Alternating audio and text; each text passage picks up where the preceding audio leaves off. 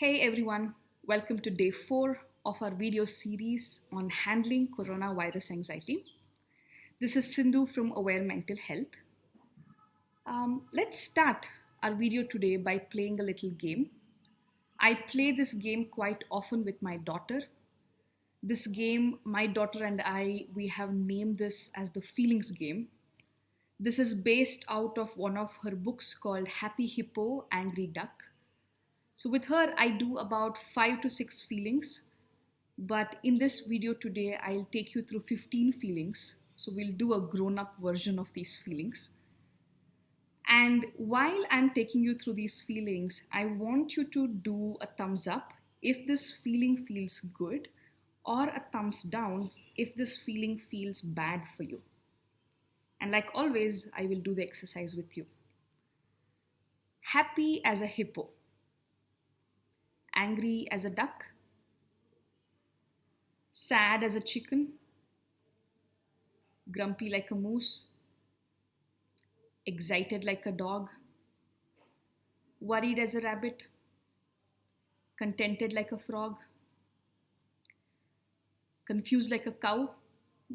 I think, yeah, I don't like being confused, so I don't think it feels good. Amused like a pig, disappointed like a reindeer, guilty like a goose, feeling loved like a llama, shocked like a sambar, super bored like a baboon,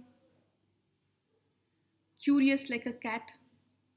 I think I like being curious, so I think it feels good for me. Okay, so I think I've covered 15 feelings here. And I like this exercise, I like this feelings game because this tells us what it feels like to be a human being. An average human being in his or her entire lifetime, they go through this full range of emotions. And two-thirds of these emotions don't feel good. And yet, we live in a feel-good society that is expecting us to feel good all the time, even in the midst of a crisis. Haven't you been noticing these statements being thrown around in social media? Like, I have seen these toxic positivity statements like, you should be feeling grateful. You needn't worry at all. Instead, you should be feeling so privileged and happy that your family is around. Just tell yourself, relax, and everything is going to be fine. Those are the statements I'm seeing. And when I look at that, I wonder, how realistic is this? And not just this, you might have been noticing from the last 3 days that we don't just go through one feeling, we go through multiple feelings at the same time. So you can feel grateful and fearful at the same time. For instance, you can feel grateful for having your family with you 24/7 close to you, and you can feel fearful about losing your job. So let me leave you with this. I'm going to ask you to reflect on this till I meet you tomorrow. How would it be like to give yourself permission to feel these feelings? How would it be like to allow yourself to feel these feelings, whether they're pleasant, whether they're unpleasant, or whether they're both? If it means that these feelings are coming from a place of great meaning, right? Yesterday you saw that underneath this crumpled piece of paper is something I value a lot, is something that is of great meaning to me. So this is a valid emotion that I'm feeling in this moment.